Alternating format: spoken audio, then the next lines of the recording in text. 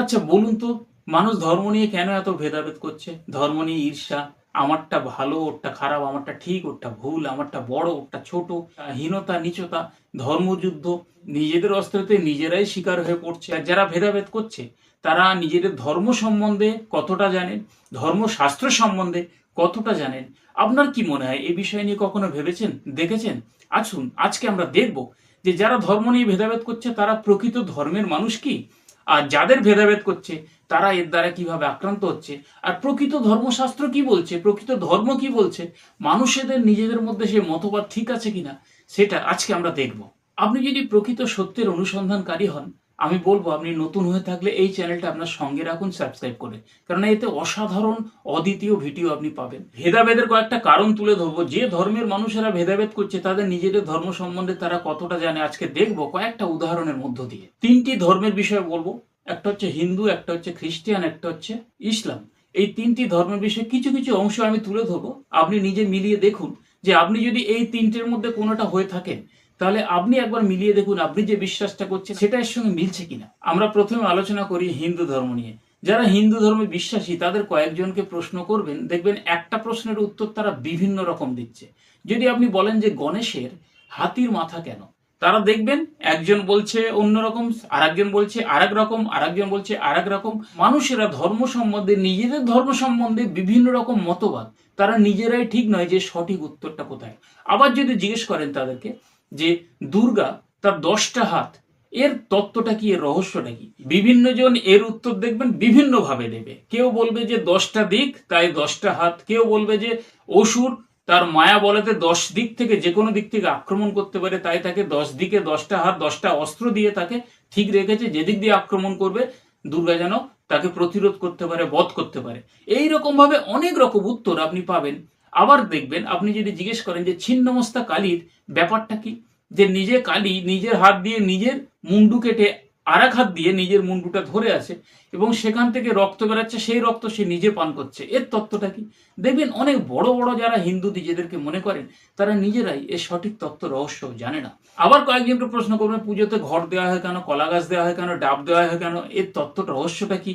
দেখবেন তারা বিভিন্ন রকম উত্তর দিচ্ছে। তাই নিজেদের ধর্ম সম্বন্ধে নিজেরাই সঠিক একটা নির্দিষ্ট উত্তরে তারা নেই, সেই কারণের জন্য আজকে নিজেদের অজ্ঞতার কারণের জন্য আজকের এই ভেদাভেদ তত্ত্ব তারাই করেছে। ধর্মের নেগেটিভ দিকটা অনেকেই তুলে ধরতে পারে, সেটা নিয়ে তারা আনন্দ পায়, হাসি ঠাট্টা করে, কিন্তু তার মধ্যে কি সত্য লুকিয়ে রয়েছে সেটাকে বার করার ক্ষমতা তাদের নেই।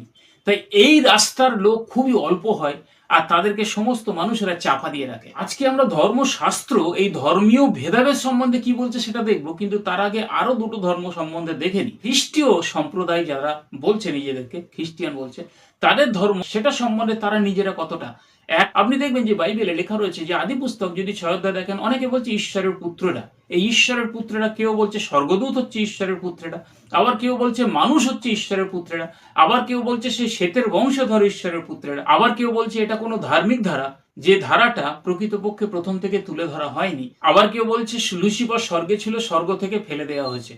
তাহলে স্বর্গে লুসিফার যখন ছিল তার মধ্যে গর্ব অহংকার এসেছিল, স্বর্গ এমন জায়গা তো নয় যে সেখানে গর্ব অহংকার আসে।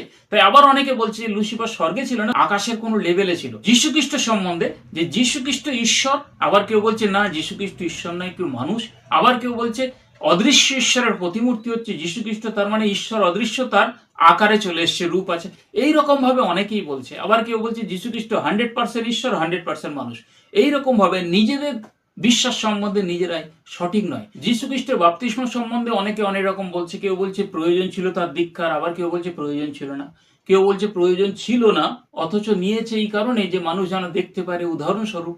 এইরকম ভাবে অনেক মতবাদ রয়েছে। আবার কেউ বলছে না, ধৌতকরণের প্রক্রিয়া দরকার ছিল, কেননা মরিয়মের গর্ভে জন্মেছে, তার মাতৃজ গর্ভজ ঋণ পরিশোধ করার জন্য ধৌতকরণ প্রয়োজন ছিল, সেই কারণে তিনি বাপ্তিস্ম নিয়েছিলেন। আবার দেখুন যীশুখ্রিস্ট যাকে স্বর্গীয় পিতা বলছে এবং তার কাছে প্রার্থনা করছে, তার কাছে প্রার্থনা করতে শিষ্যদেরকে শিখিয়েছিল, তিনি হচ্ছেন পুরাতন নিয়মের সদাপ্রভু, অর্থাৎ পুরাতন নিয়মের ঈশ্বর, তাকেই যিশু পিতা বলে সম্বোধন করেছে। এটা সবাই বলছে। আবার অনেকে বলছে কি না, স্বর্গীয় পিতা আলাদা, সদাপ্রভুর সঙ্গে তার কোনো মিল নেই। আবার কেউ বলছে কি নে, শাস্ত্রে তো লেখাই রয়েছে তার রব কেউ কোনোদিন শোনেনি, পিতার রব, অথচ সদাপ্রভুর রব অনেকে শুনেছে। আবার কেউ বলছে যে তাকে কেউ কোনোদিন দেখেনি পিতাকে, আবার সদাপ্রভুকে অনেকেই দেখেছে। সেই রকম ভাবে দেখুন অনেক রকম মতভেদ রয়েছে। আবার একই কথা বলি, নেগেটিভ তুলে ধরা অনেক সহজ, কিন্তু এই নেগেটিভের মধ্যে দিয়ে পজিটিভ কিছু জিনিস লুকিয়ে আছে, সেইগুলোকে বার করে আনা কঠিন।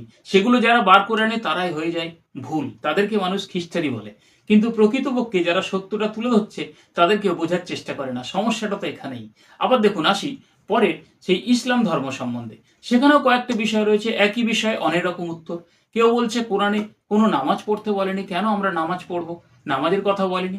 আবার কেউ বলছে নামাজ আদায় করতে হবে।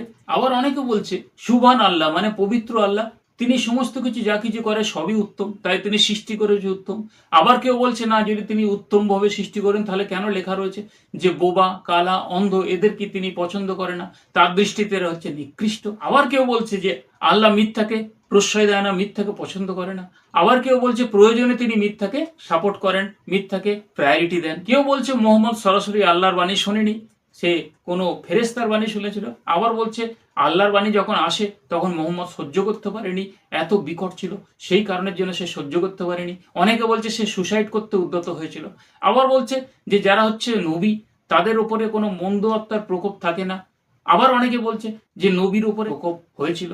এইরকম ভাবে তারা নিজেরা নিজেদের সম্বন্ধে ঠিক এক সিদ্ধান্তে এক উত্তরে আসতে তারা ব্যর্থ হয়। দেখুন এখানে তিনটে ধর্ম সম্বন্ধে কিছু কিছু মানুষের কনসেপ্ট তুলে ধরা হয়েছে, কিন্তু প্রকৃতপক্ষে এখান থেকে সঠিকটা যে কি সেটা আমরা বেছে নিতে পারি না। সেই কারণের জন্য নিজের ধর্মে ভালোবাসা, পরধর্মে ঈর্ষা, পরধর্মে হিংসা, সেই কারণে এই ভেদাভেদগুলো হয়। কিন্তু এই ভেদাভেদ সম্বন্ধে ধর্মশাস্ত্রগুলো কি বলছে, কোরআন কি বলছে, বাইবেল কি বলছে, বেদ কি বলছে, এই বিষয়ে কি আমরা জানি? আজকে এই বিষয়টা এমন একটা মারাত্মক জিনিস যে এই ভেদাভেদ সম্বন্ধে আমাদের যা বলছে শুনলে আমরা আশ্চর্য হয়ে যাব। ঋগ্বেদ তার দশম মণ্ডলের 191 সূক্ত, সেখানে বলছে যে তোমরা একত্রে চলো, অসহিষ্ণু, অন্যায়কারী এবং স্বার্থপর না হয়ে জ্ঞান, ধীশক্তি ও ভালোবাসা বৃদ্ধি করার জন্য পরস্পরের সাথে কথা বলো, হিংসা ও বিদ্বেষ পরিত্যাগ করে একত্রে কাজ করো, একসঙ্গে আলোচনা করো। আবার যজুর্বেদ বলছে 36-18, কোনো প্রাণীকে বা মানুষকে কখনোই ঘৃণা করা উচিত নয়।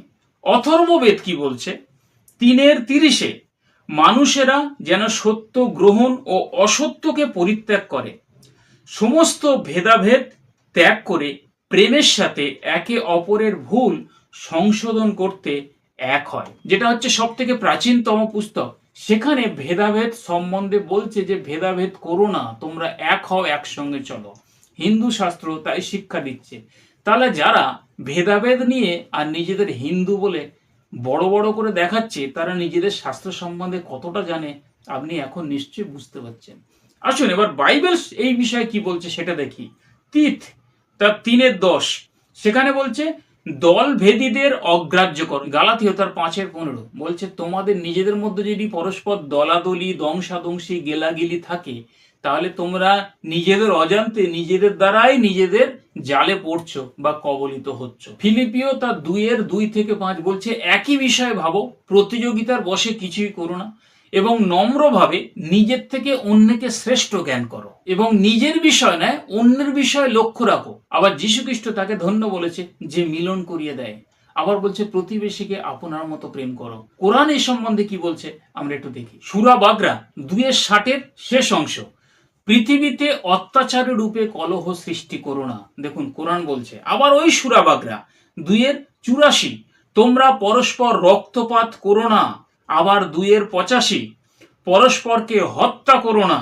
অন্যায়পূর্বক এক দলকে দেশ থেকে বহিষ্কার করিও না, তাহা পাপ ও অন্যায়।